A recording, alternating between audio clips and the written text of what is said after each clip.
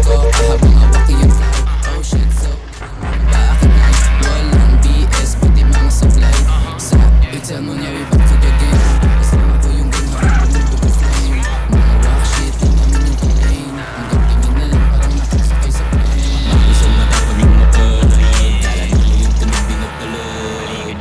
Baka hidote, iba sa gawin ng pa din. Kapway tilang tagang matog. Tingnan mo dala ko sa BI. Although yung walang yaba pa rin siya. Pati baba mo yung kilay. Maririnig, di maipilit yung ingay.